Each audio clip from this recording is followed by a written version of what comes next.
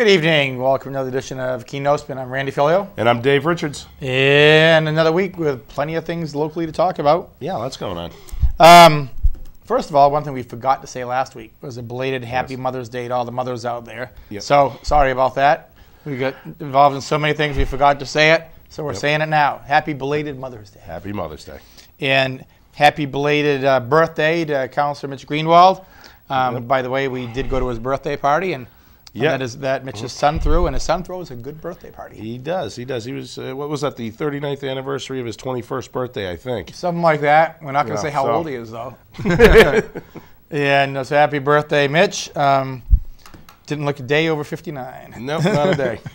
A little update. We talked about it a little bit last week. We are up on YouTube now. Yes. We checked it out, and we are there. So in the event that you're away from Cheshire TV on vacation or something, and you can't miss an episode on the lake or whatever, just punch into YouTube on your smartphone. Yeah, or for your friends who have satellite and don't have cable. Yep. You can tell them you can now see us on YouTube. Yep. So we're there. Let's see. Small little things. Good luck to the Keene State men's baseball team. They're in the Division III finals for the NCAA, which is good. You wonder how much they're really liking that or not. I mean, I'm sure they're loving playing baseball, but at the same point, it's like, man, college is over. I just want to go home. Yeah. But they're probably having a good time. And speaking about baseball, it's only a few weeks away for swamp bat season. Yep. And I'm sure we're spending much time at Alumni Field. That's great baseball.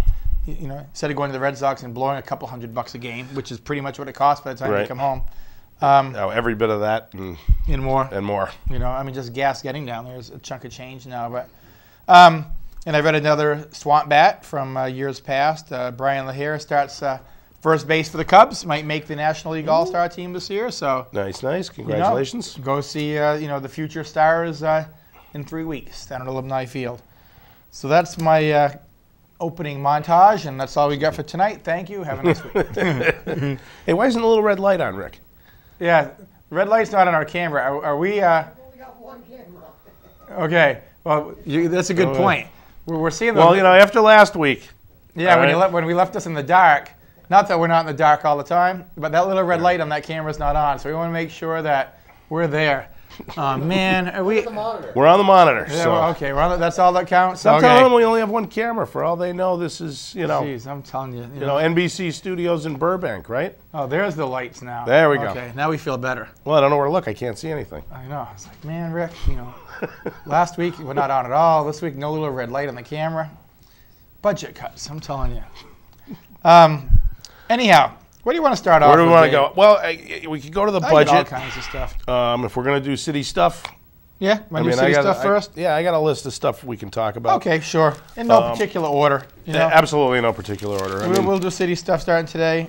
The budget's being reviewed this week. There's really no surprises. Expecting a 2.9% increase should it pass.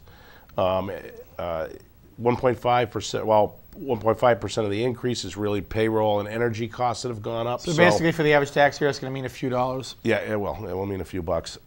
Bearing in mind that nobody's gotten a pay raise in the last 2 years. And bearing in mind that the state of New Hampshire keeps cutting millions from us. They do. They keep cutting us like you wouldn't believe. I believe we're up to 39 positions that we haven't filled to try to keep any budget increases down and keep the budget flat. So, we're getting to the point where getting the job done is in question. I believe, talking to the chief of police last night, I believe it's 5 officers down, but 2 of those positions have been frozen. Yeah. And now, there's 3 down that they have permission to hire, but finding somebody's not all that easy. Well, and we've talked about this before. Even when you find somebody, then it's 1 to 2 years of training. So and then one of them just left for the state police. So. Right. So you're always in flux there, but we are down, and we're trying to do everything we can to keep costs down, and the state's not helping us at all. So no. We can. No. We'll have more to talk about the state later on the show. Yeah, we got some fun, crazy Three Stooges stuff for the state. If we had nothing else to talk about, the state would give us an hour of things to talk about. Oh, we could. So, but let's stick with the city for a moment. Let's talk about the budget. I was not there, but I did. I did talk to the city manager about a bunch of things. I filled in for Dave. See, when he did. can't make it, he's working. Tag But team, and I showed up for him. I've been traveling a lot lately, but I did have a long conversation with the city manager today. Yep. We had between the budget and other things. So the 100-night shelter came to the budget hearing That's again. going to be headlines for a while. It is. I mean, I just like to go through a little. I mean, I talked to the city manager. From my perspective, what was stated at the finance review, the budget review, really didn't change any facts. Right. So, right now, I don't see how I can support money for them. But I kind of, for the people out there, I like to go through. I came up with a few bullet points on this, just so fire away. Everybody understands. Why the position finance took, and we will see this week whether everybody agrees. Or I'm sorry, next week I believe. When the Hey Rick, nice gin and tonic. Thank you. When the city gives money to people, social services groups, shelters, anything, there's an accountability to that. Financial accountability, reporting. It's so that we know we're not giving money to here's a check and good luck kind of feeling. And they haven't met that goal yet. Haven't met their accountability. They haven't met their status with the city and Southwest Community Services to become a shelter, right? That the community provides money for. So I mean, I have a hard time writing a check to somebody and saying, "I hope you do the right thing with this and good luck." I don't think that's a good plan. Partially, the reason they're asking for money is so that they can pay personnel rather than have volunteers. Right. Now they come in and say, "We're going to open this place with volunteers," and then they say, "Well, no, well, now we want money to make them employees." And again, I don't know that I'd have a problem with that, but we don't have any of the accountability. We don't have any of the paperwork documents. We don't know what they're doing. So we cannot write a check based on that basis. The other thing we can't do, if we were to give them money, and if they did follow the procedures, is go to the local communities who we're supporting by having people come into these shelters and get the money back, which we're very effective at doing. Mm-hmm. If you're from Winchester and you stay in one of our shelters, we send a bill to Winchester. Mm-hmm. I mean, and that's only right. We can't do that. Well, it's interesting, and you're hearing a lot of what I heard last night at the meeting, that one point that was brought up, and I will give credit where credit is due, former mayor and now, back to city council, Dale Pregent, asked Southwest Community Service and the city manager if 100-night shelter had turned in the basic required paperwork. Right. And I guess they've been submitted the paperwork twice, and apparently neither time have they turned it in. No. And that's before you can even start to decide if somebody meets the criteria, you've got at least got to have the basic paperwork submitted. Right. You get the basic paperwork, and then what you do is, then you can open the doors to, do we need the service? Is it within our parameters for a social service thing in the city of Keene? And then you can do the analysis work, because you have to do that. But if you don't have the correct applications and stuff, you can't make that decision. Absolutely. And if I remember right, some of the criteria that I helped write, and I know it's been modified, since I was there. Not much, I don't think. Not much, though. Part of it was, is what you're offering duplicated by any other agency? Right. The question there is. So that's definitely still there. Yes. What percentage is Keene residents versus non-Keene residents, and is the non-Keene residents paying their fair share? Right. I think at this point, I guess the answer is probably no, but we don't know because that paperwork hasn't been submitted yet. Yes, absolutely. I mean, we've been told, but we have no documentation to back that up. So that, but we can't operate like that. I mean, you can't just come asking for money without having basic criteria filled out so the council can read it. Well, so the council can make an informed decision. Exactly. I mean, right now we're really being asked to give money into thin air. On their word. On their word. On their word. And as a city manager likes to say, would this pass the red face test? Mm-hmm. And we wouldn't do that with anybody. I mean, we wouldn't just write a check. Here you go. Good luck. I hope it works out for you. I mean, and that's what we're being, for all you know. And I'm not saying they do it, but without the criteria, you could take that money and go buy a car. I mean, you could. That's why we need to have that. Mayor Lane and I were talking last night a little bit after the budget hearing was over. Back in my early days of city council, and back when Kendall Lane was first on city council, which was about 20 years ago. Oh, time goes by fast and you're having fun. But we talked about that, and what the council saw this week from the appeal of 100 Night Shelter, the emotional appeal. Right. We used to see that on city council, multiply that by a dozen agencies. Right. All of them coming in, and it would be, and they were all good causes. There was never a doubt there. A lot of them were duplicated, so they'd kind of be jockeying for the dollar. Right. And it would be, the poor, the children, the elderly, the hungry. I mean, it was all of it, and they all made great arguments. But then when you ask for criteria, then the best one that came out, the agency that did the best criteria was the community kitchen. They did their homework, and that's why they continually get funded every year. They do their homework. They know how many are from Keene. They give the printout, how many communities around Keene contribute. They do a great job. Yeah. And you're talking, I mean, I know it's sympathetic for a lot of the agencies, but man, this is taxpayer dollars. Right. You just don't have a great story and say, I need 35 grand, I need 50 grand, I need 5 grand. Well, yeah, we cannot function that way, not in this day and age. No, not at all. And there's a couple of more things that I have to take issue with, because it was said both this week at the finance meeting and at the finance meeting a few weeks ago when this came up, that you have to fill out an application before the city or Southwest will find a place for you to stay if you're out on the street. This is just simply not true. Okay, it's not true. The city requires you to fill out an application, but if you come in, Saturday afternoon and you don't have a place to stay, you can fill that application out on Monday. All right, they're not going to throw you out in the snowbank for that. But the reason you fill the application out, and why reason it's part of the criteria, is so that A, we can bill the community, but B, we don't allow sex offenders into the shelters.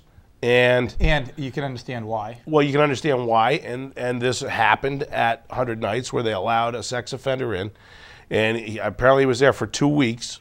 Now, to their credit, the minute they figured that out, they actually called the police and he was arrested because he was supposed to report where he was living, no matter where he was living. But the point is, for 2 weeks, you had somebody in downtown Keene that's a registered sex offender. Right. And, so the other big part of this is once you are part of the system that is set up for these shelters, if you need social services, if you need, a real place to live, not just the shelter, they'll help you get there. They'll help you get work. They'll help you find a place to live.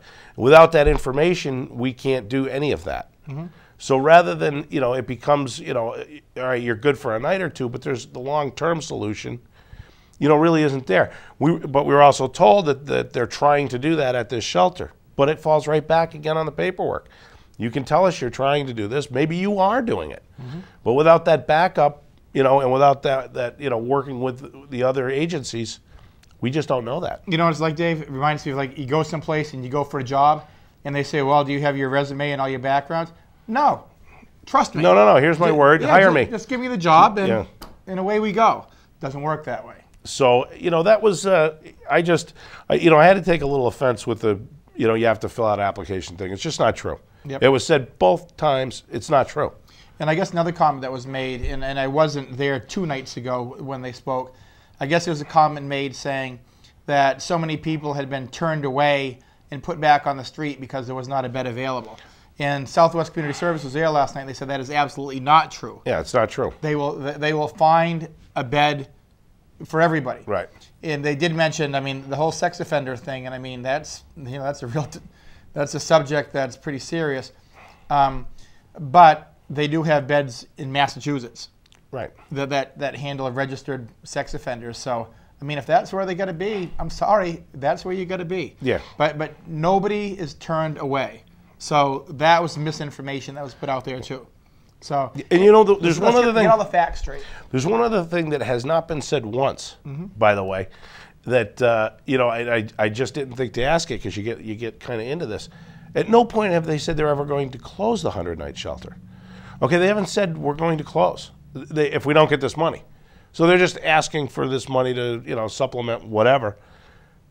Doesn't look like they're going to close if we don't give it to them. They just can't pay people full-time dollars or some kind of salary. And one of the criteria that we talk about, is it duplicated? That's one of the main. Is it duplicated? And I realize, especially in a tough economy, it's tough to find beds. But Southwest Community Services, from what they said, even before 100 Nights opened, nobody was turned away. Right. Okay? So, you know, that's one of the issues that, okay, if they weren't turned away, where all of a sudden, you know, did the need come from? Right. And it might be. You know, I might be wrong. It may be. But we don't, you know, the whole point of that statement is when you put in the correct paperwork, correct applications, then what the city does in Southwest is we'll look at all the shelters, we'll look at capacity, we'll look at, you know, we can measure all these different things and say whether it is needed or not. Mm-hmm. Without going through that, we can't do that. So we don't know. And how many, you know, another question needs to be answered. I mean, 20% are from Keene, you know, a good chunk that do the rest of the shelters are from the county. From the county, yeah. But at this point, there's 8 to 10% that aren't even from the county. So, okay, where are they coming from, and why are they winding up in Keene, and why is it being asked for Keene taxpayers to support them? You know, why is that happening? Does Keene look like, you know, we're just too darn easy? Yeah. And, well, you know, there's that case in the paper the other day, woman from Florida winds up in Claremont. Claremont sends her to Keene. Yeah. We own her. Right. You know, she's not employed. She has, from what I've heard, some substantial issues going on here. Yeah. We own her. And multiply that by a lot. You know, Keene does not have unlimited resources and revenue. Right. Because the revenue is the taxpayers.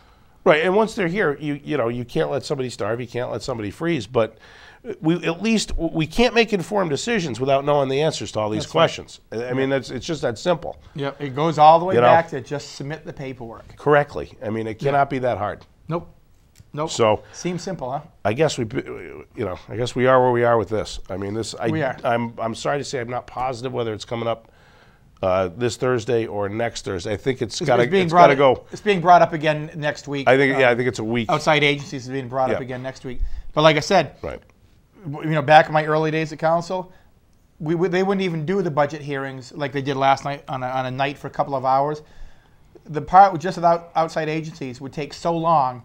We would start like 8 o'clock on a Saturday morning and go to 4 o'clock in the afternoon. Wow. Yeah, back in the day. Hey, thanks for writing that stuff, okay? Yeah, I didn't have to do it? Now you know why we wrote it. It'd be 8 hours, and like 6 of it, maybe not 6, maybe 5, would be just outside agencies. Yep. And then after you discussed it like that and the Finance Committee made a recommendation, as soon as budget adoption came back up on that Thursday night, it hit the floor again. Yep, you're starting over again. Because everybody would be coming out with no criteria. It'd be the children, the elderly, the hungry, and those would go to midnight, 1 in the morning. And you know how tired you are voting at midnight. Well, I mean, the reality is, and I've been on a couple of those meetings that go to 1 a.m. They're not fun. The truth is, I wouldn't do it again. Yeah. And not because, you know, I wouldn't put the time in, but because really you get past 10, 11 at night. You know, remember, council is not, for most people, a full-time job. You work all day. Then you go to your council meeting. You get to 10, 11, 12. You're not at your best anymore. You're not thinking clearly. You know, and I'll tell you, if I sit in another meeting that goes like that, I'm going to say, look, we got to come back. We got to table this and come back to the next time. Yep.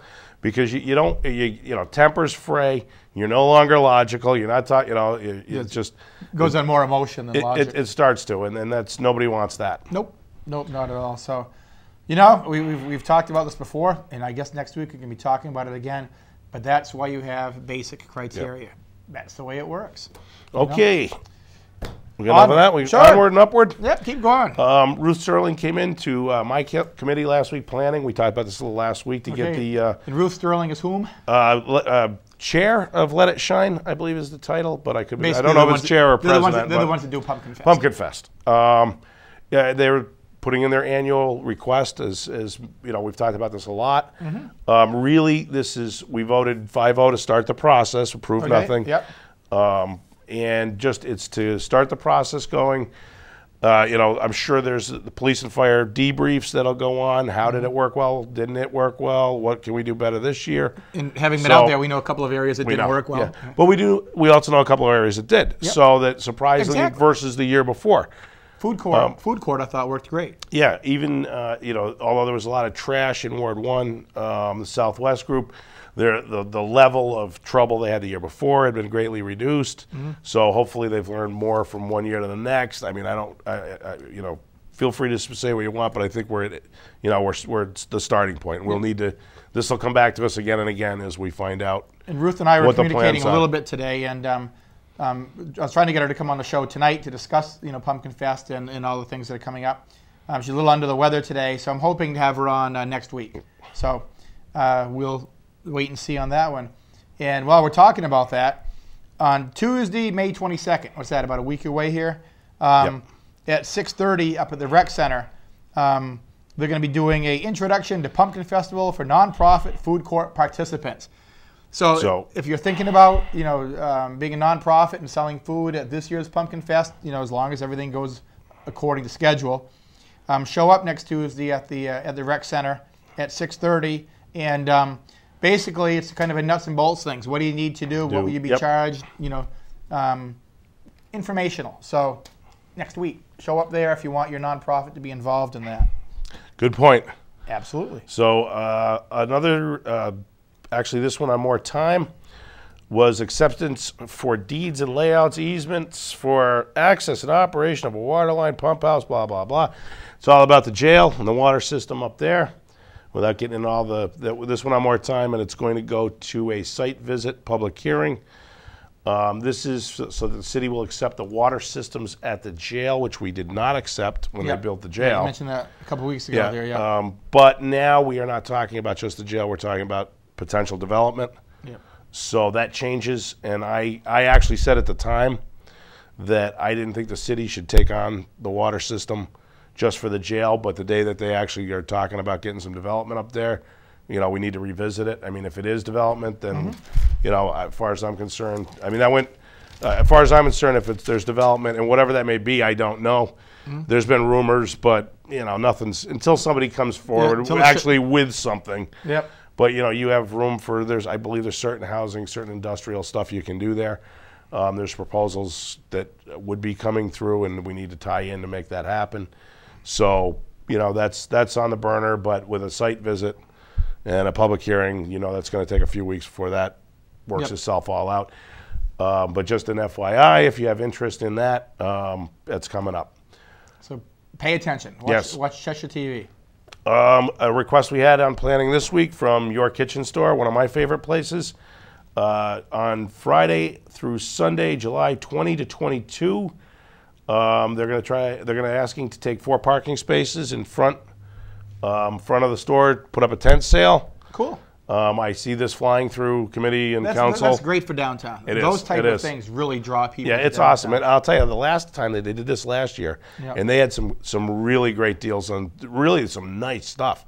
The higher end appliances were half off. I mean, really nice deals. So that's one more time, July 20 to 22, Friday to Sunday. I don't anticipate this doing anything but flying right through committee and council. So. What month was that? July? July. A little ways off. But it gets here fast. Put it on your calendar. Yeah, it moves quickly. It's going to be June in 15 days, 2 weeks. You know what? Since we're talking about local business, geez, should I really get into this now? You got other stuff for city? I'll get into this later. Keep going. All right. Keep going. The ice rink was brought up at finance. The long overdue ice rink. The long overdue ice rink has been basically handed to MEDC. That means that's good news. That's very good news. Jack Dugan and MEDC, they're going to do the feasibility study, which with Jack, it usually means they're going to come back with some kind of deal that works. But I don't want to get ahead of myself. Nope. MEDC really has the Midas touch for doing great things in the city. Yes. So we'll eagerly be waiting for that. They plan on coming back in the summer with what they've learned and where they think we can go with that. So cool. Hopefully something will develop there. Let's see, you got a local business thing we're going to talk about. I got a bunch of local business stuff here, so we'll get into that in a second.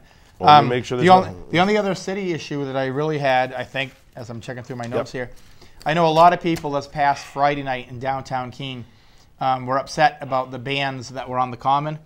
And I don't know if you were in town. I went downtown, and I know why they complained. First of all, and it was heavy metal, but I don't care because I like all different types of music. It was so loud that standing in front of a business on Central Square, you couldn't have a conversation with a person beside you. Oh, that's a little loud. And one of the problems with that was Lucas, the stage, and Pedraza's, the tables emptied because you couldn't have a conversation eating. You don't go out to dinner so you can jam with the heavy And metal. yeah, the decibel level was like, I guess it's like one of those nights that you have out where you crank up your car radio because you're by yourself, and in the morning you get back in your car and you turn it on, and you're like, whoa. Well, now, I wasn't there. It was a lot louder than Was that. this, an organized event, or was this just... It was an organized event. I called Andy Bohannon, who's director of Keene Parks and Recreation.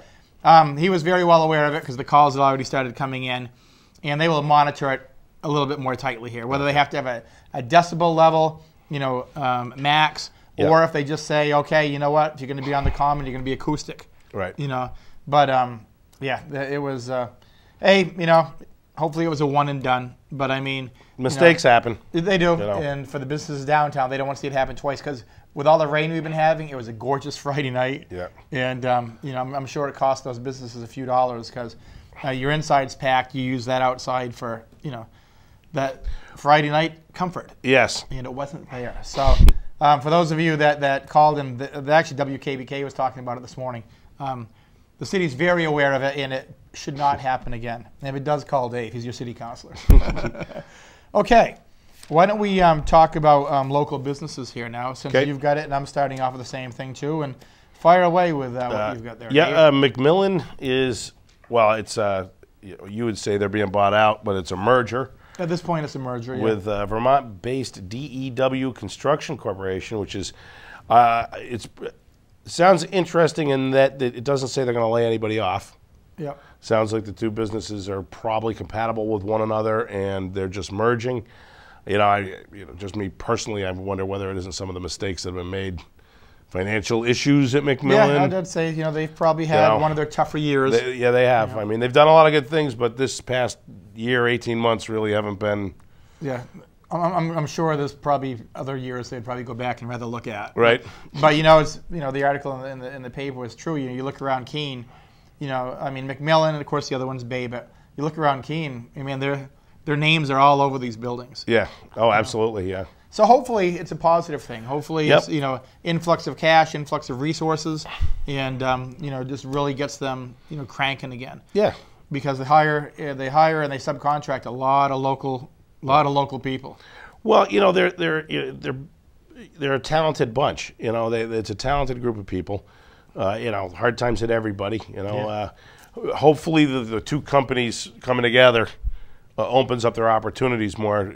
Maybe they get more into Vermont, and Vermont gets more into New Hampshire, so you get some more cross-border, work. Which, look, if you get more competition, that means the price comes down for the taxpayer. So it's good for us, hopefully. Yep. I'm hoping for all good things. It's interesting because you talk about one of the projects that Macmillan's doing now is you come out School Street right there on Court Street, one of the big old Victorian homes. Yep. I know a lot of people have driven by there and say, what's going on there? That was actually, the Putnams, talk about local, who used to own Markham's. That's their property now, and it's going to be, I believe it's either 4 or 5 luxury condos. Luxury condos, yep. And that's nice, for Court Street because a lot of those big Victorians, they were single-family homes back in the day. Yeah. Let me tell you, I got a small one, and they're hard to keep. You talk about heating and cooling, mainly heating in the winter. Cooling, it's not so much in New England. Open the windows, turn on a fan.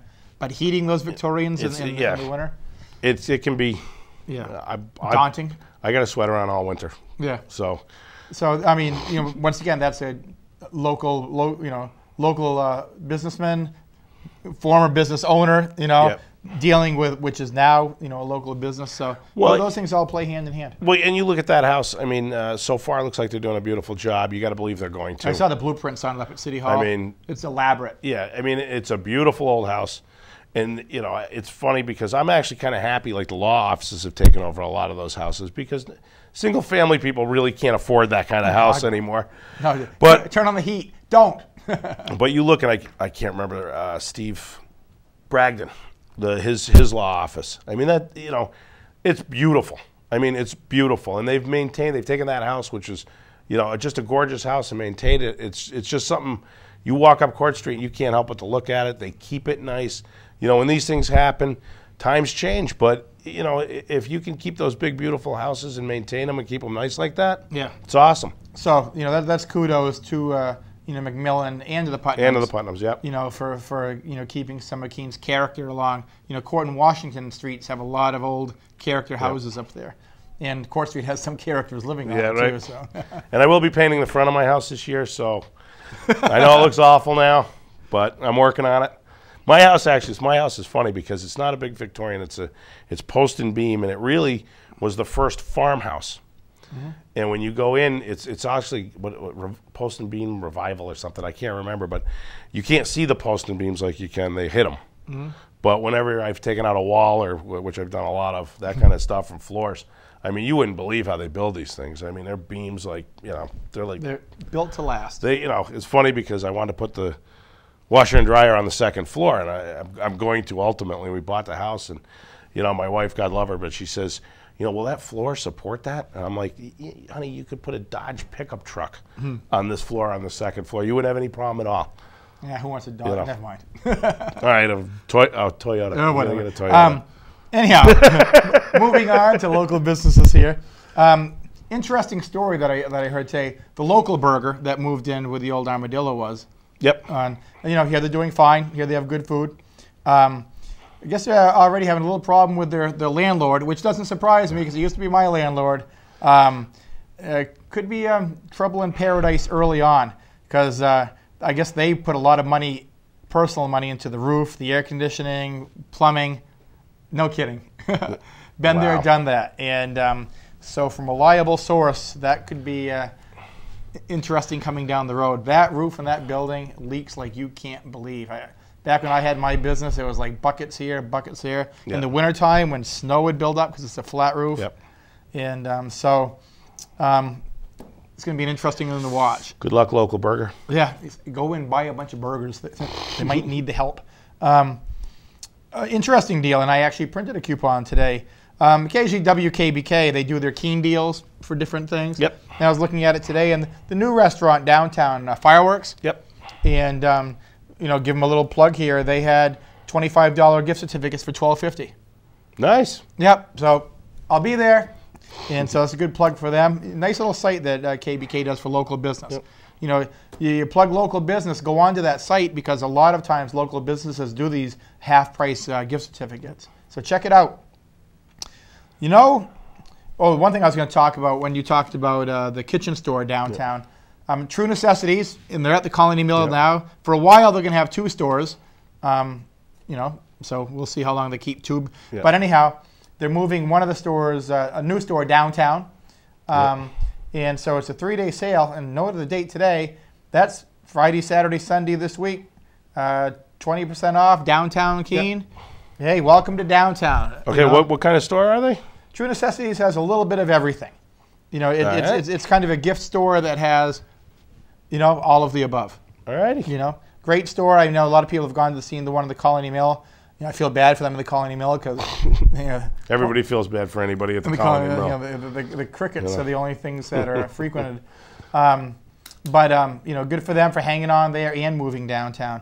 And also, Life is Sweet, moving into the old New Hampshire Gas. Yep. Saw them moving in lock, stock, and barrel today. Saw them doing a little bit of grunt work, getting stuff in there. So coming up from underneath to from down under. Yeah, down under the Colonial. It did not stop me from going in there though. Nope. So nope. Hopefully they'll do well.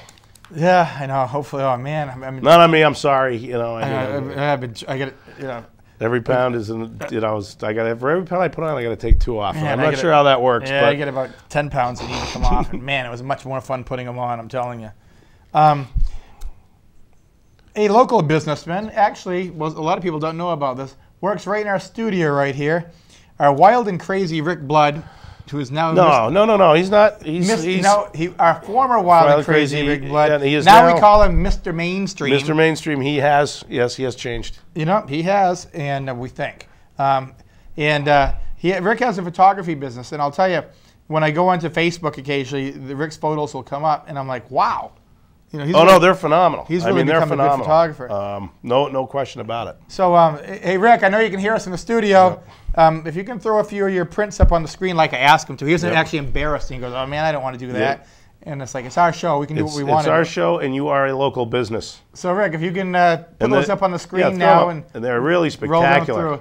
And this one is This one in Portland, Rick? Yeah. Okay, I guess that one, the Portland Lighthouse. Rye Beach here. Rick's yelling out, so we'll yell. Oh, that's nice. Oh, wow, that is nice. Jeez, Rick. We're just rolling through here, about 30 seconds worth of shots. That. Whoa. Oh, that's right. He was out whale watching. Whale watching, wow. The other day, so caught that. And there was actually a photo that he took of a Coast Guard cutter that just recently sold. And so we're back. So those are a few prints that Rick does, and I'll tell you, some of them are just phenomenal. They really are. You know, I mean, the TV's not going to grab the quality of these like when you see them in person. Exactly. And now we were going to put, where to get a hold of it underneath, and Rick's like, oh, I haven't got time to put the graphics underneath. But he was a big fight, and Rick was wrong, and we were right. But next week we're going to do a few more, and we're going to put it underneath. We will. But in the meantime, get a hold of Rick here at Cheshire TV, or talk to Dave and I, and we'll have you get a hold of Rick and. Facebook. On Facebook. It's also on Facebook. So what's the address there on Facebook? Rick. Rick Blood. Look at Rick Blood on Facebook, and or like I said, get a hold of him here at Cheshire TV, and really, really nice prints. So there's our plug for our gone mainstream guy. Our local business.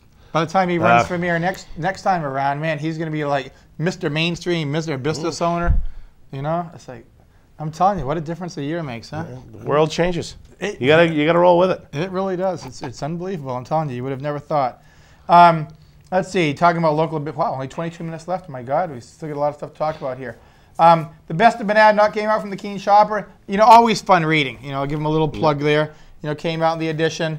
Always fun to go through and see what people are thinking. And as well, when you think about it, what I say, best local attraction, Keene Pumpkin Festival was voted. So. Good plug for the Pumpkin Festival also. So that was good. And with that said, that's kind of my little local business plug.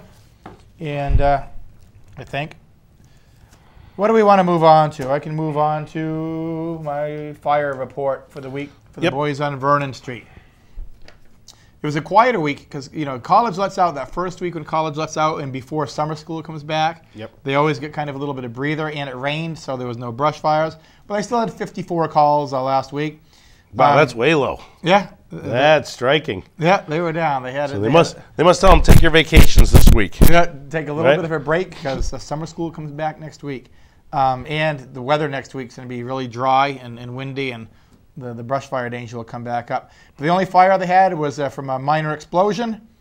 They had 35 ambulance runs, 3 from car accidents, 2 hazardous conditions with power lines down, 2 service calls to unauthorized burns, 6 good intent calls, didn't turn out to be too much, and 3 false alarm, none malicious.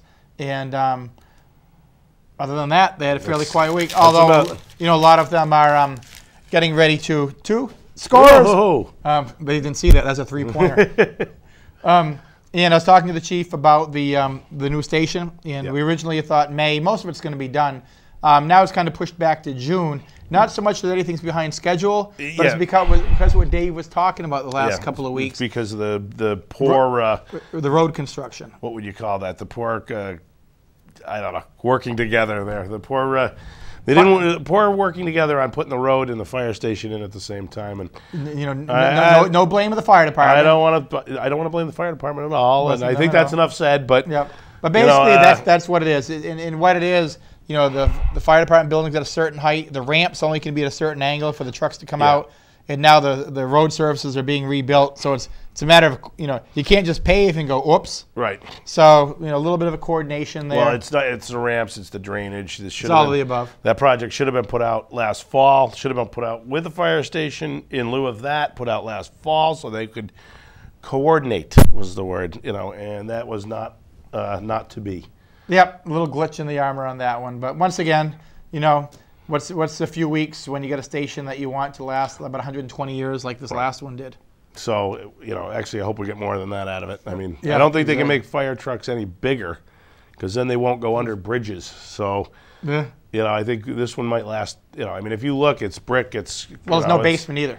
There's no basement, it's concrete, it's brick, it's granite. I mean, that just doesn't go away.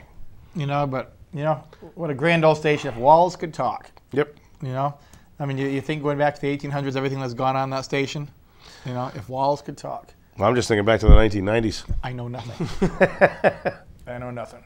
It wasn't me. Getting over to our police department. You know, we read the article that the Attorney General, which we figured, you know, on the shooting. You know, the shooting was justified. You know, I figured it was going to go that way just based on, well, A, we got a damn good police department, but B, just based on what requires a justified, you know, shooting. And I mean, it was all of the above. You know, he had already virtually almost killed a few people with a head-on crash. You know, he had, you know, let's face it, you know, and then he tried to run over a police officer. Right. So this, you know, you don't want to get shot. Just my thinking here, but you probably don't want to try to run over a cop. You know, it's just one of these things. You know, I'm hoping this is, you know, the last we hear of this, in the sense that, you know, it's put to bed. It's put to bed. You know, the police did everything they were supposed to do. They did it by the book. They did it right. Yep. You know, it's you know, I mean, it's hard on them. It's hard on everybody. Nobody, you know, these cops go out, and the last thing they're thinking about is, geez, I'm going to shoot somebody tonight. Right. All they want to do is go out, really have a relatively quiet evening, and go home. And they're trained. You know, they're trained to so that if they can do anything else, they don't do that. No. But sometimes you're left with no choice. In this case, that's what they felt. I mean, they were going to run over an officer. That was the intent.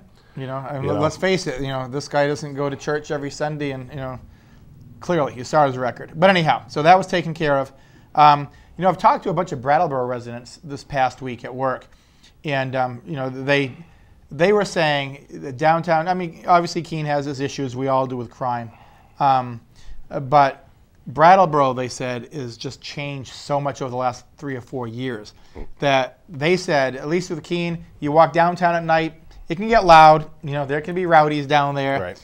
But for the most part, you walk downtown Keene, you feel safe. You feel safe, no question. Brattleboro, they have said, that is not the case at all anymore. Yep. I mean, you're talking, you know, fear for your life at night walking downtown. Yeah, you know, I mean, I'm not sure what's caused that.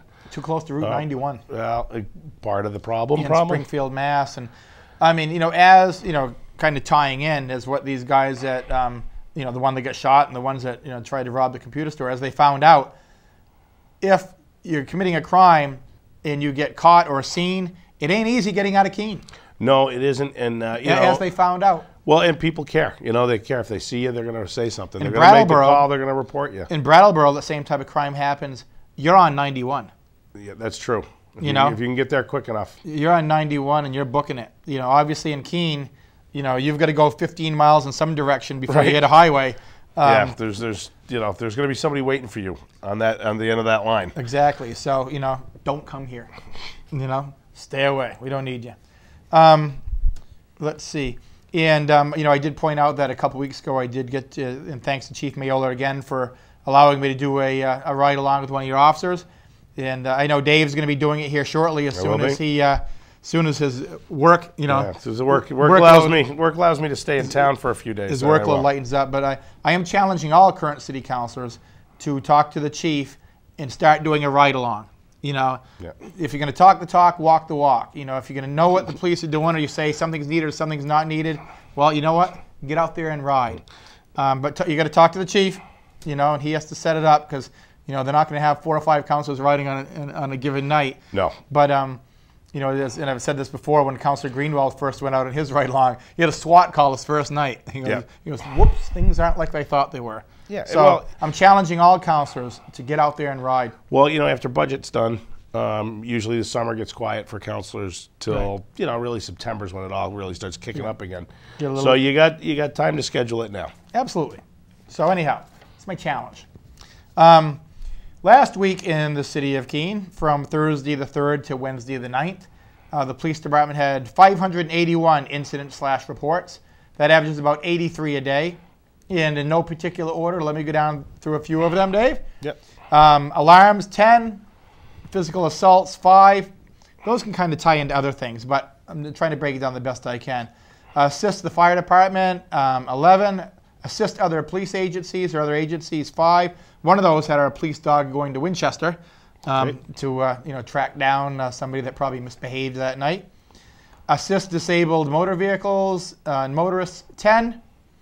Yeah, the illustrious animal calls, 23 again. Is that, what was it last week? That seems... It was up a little. It was about 25, 26 last week. But once again, house. I'm going to start in a couple of these. I told you last week I'm going to start tracking addresses. Next week I start tracking addresses on animal calls. I want to see who out there is not paying attention. You know it's going to be frequent flyers. Yeah, I mean, you know, some of these is going to be over and over again. So, you know, if you can't take care of your dog, I mean, come on. Criminal threats and mischief was 8. Criminal trespass was 5. Check the welfare was 6. And those are really interesting because check the welfare can be, you check my grandmother, she didn't knock, you know, didn't answer. And a few of these, you saw where check the welfare, this is change of address, Cheshire Hospital. Yeah. So it meant they got there and something was wrong. Domestics, you know, couples having a bad night. There was 12 last week, and there was one address in Keene.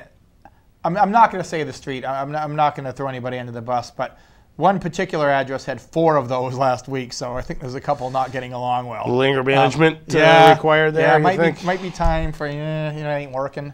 And I went back into last week's report, and 3 of them were last week at that same address too. So things might not be going well at your domain. And there was the incident on Franklin Street, and that is the one where Officer Corbett got punched. And she's fine. You know I talked about that last week, and I've talked to the chief, and she's tough. She handled it. She's right back out at it again. Disturbances. You know, these are issues that can just be a loud party to a loud party gone bad. Let's see. 19, 11, 13, 15, 16, 17, 20. There's about 26 of them average. 2 of them were just on streets. You know, might have been a fight on the city street. 5 were in bars and restaurants, and this is kind of going into the last week of college, so you know these things escalated a little bit. 3 of these were in hotels, so that popped up a little bit. 3 were in the hospital emergency room, and that didn't have enough fun already. Decided to continue at the hospital. And that is true because some of actually a couple of these that were assaults moved to the hospital and then turned into a disturbance there. Come on, they're just trying to patch you up, you know. I mean, God, time to quiet down when they start stitching you. All right, exactly. You know. 3 were at homes or apartments. 2 were within the college confines, and 6 were in the shelters. And let's see, basic noise complaints. Those are just turn the stereo down, shut up. 2 were reported from the street. You know, might have been just somebody screaming. 1 noise complaint from a bar. 12 were from private homes or apartments. Turn down your stereo. Stop screaming at each other. 12 were within the college domain, and 2 more in the hotels. 3 of these complaints for noise, once again, was at the Bennett block at 32 Washington Street. 4 were from last week. We found a frequent flyer on noise complaints. Shut up. Let's see. Drug arrests. They had 3 drug arrests, and there's going to be some students at Keene State that aren't going to be happy when you go for that job interview. 2 harassment calls. Let's see, between an intoxicated person and liquor law violations was 18. 3 of the intoxicated calls or underage drinking were in the cemeteries. So, you know, the cemeteries at dark, you have to be out of there. And you're in there illegally anyhow. You're going to get stopped and questioned. So don't go there. And let's see, 5 of those liquor law violations were Keene State students. So once again, you know, you just graduated and you're in trouble already. 23 motor vehicle accidents. Motor vehicle stops.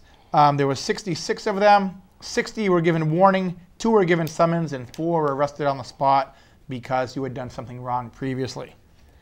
23 theft and shoplifting arrests or calls.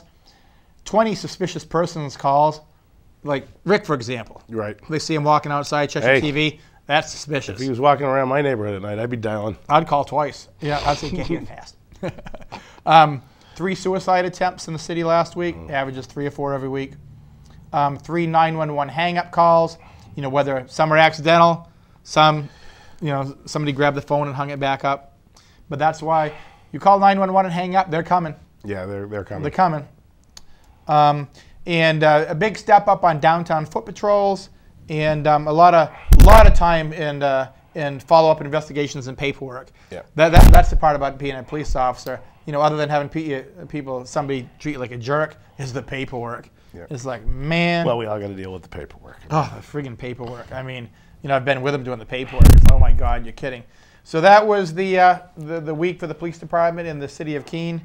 Very, very active for a small city its size. Yep. But then again, like I said, I was talking to people that live in Brattleboro, and we don't want it to go there. No. We don't want it to go there. So, for those few that complain about the police, we'd be complaining a lot more without them. So that was the week for the week that was. The week that was for the emergency services. Exactly. So we get about 8 minutes left.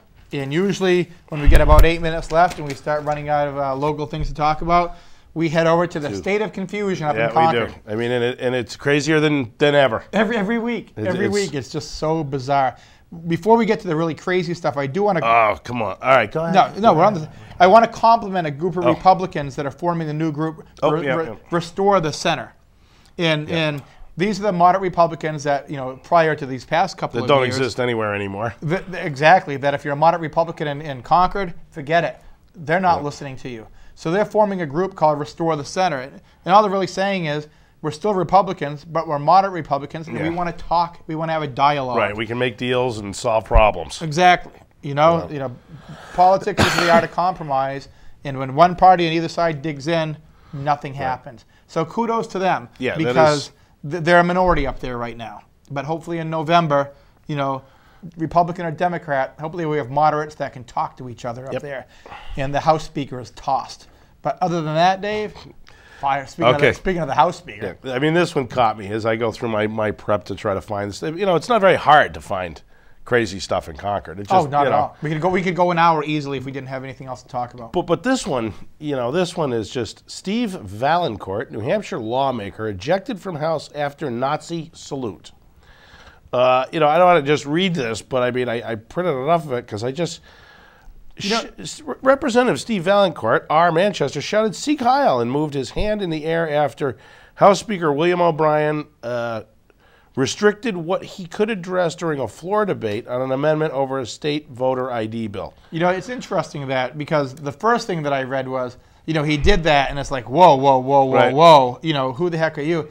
But when you read on about it, what he was doing was, he was saying, look, Speaker O'Brien, who we can't stand here and most people can't, was basically running the floor like a dictator. Yes. And that's basically what he was saying. Well, he's been doing that all along. So he has. This should come as no surprise, but it looks like a fellow Republican really he's a fellow Republican, and he's like, he got cut off from debate. Right. And he got mad, and basically that's what he did. He basically just said, you're a dictator, and, hey, wrong choice of words, no doubt. But that's the way Concord is being run right now.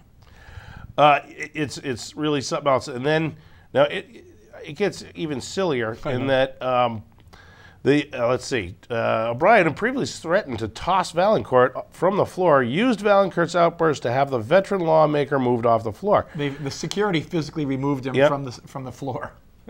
Now we don't make this stuff up. No.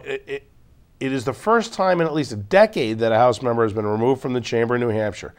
House members then voted 238 to 103 to allow Valancourt to apologize to the full chamber in order to be allowed back in, setting off further debate when Valancourt did not apologize in the manner O'Brien had expected. In the manner he had expected. So, it's... I don't even know where to go with this. Well, it goes on a little bit more, because Speaker O'Brien now is going to form a 3-person committee to determine how the wording should be on his apology. It's like I won't use the word. So, I won't use the word, but... pure pandemonium at the State House. How does this affect Keene? This is the group that cut $1 million out of Keene's budget this year. And last year. And this is what they're doing up there. Yeah, this is the level of discourse in Concord at this time. So, I mean, it's crazy. It's just nuts. I mean, how do you get to this point? And now you're going to form a committee on the apology, which, I mean, I think the guy was trying to make a statement saying, you got to be able to let me speak on this stuff, which I've heard a lot from our state reps that, if you don't agree, you don't get to speak. If you disagree, you're not even allowed time on the floor. So, I mean, it's chaos. It's just chaos. And then You know, why wouldn't you let somebody speak to an issue? Yeah. It makes no sense. And, you know, this guy obviously did the wrong thing. Yeah, he made a stupid comment. But we've all made stupid comments. But even with that said, I mean, I think what he's trying to say is he's had enough. I mean, you know, enough of the tight-fisted ship, and, you know, let's talk about things. And I don't know. And then a 3-person panel to craft I mean, he came down and apologized. You know, only in Concord. You know, go home. Everybody go home, cool out, see how you feel. No, we gotta have a committee to, you know. Well, you know, that's the guy who's running the show, right? I know. You know, so in November, I mean, you know, a lot of people obviously haven't been involved in politics before, and obviously going to Concord, you know, you either have to have your own business, or be retired, or have a very flexible employer. Right. But for those of you out there that like have that opportunity, and hopefully, you know, Republican, Democrat, Independent. You know, you're moderate enough to actually listen to people and make the right decision.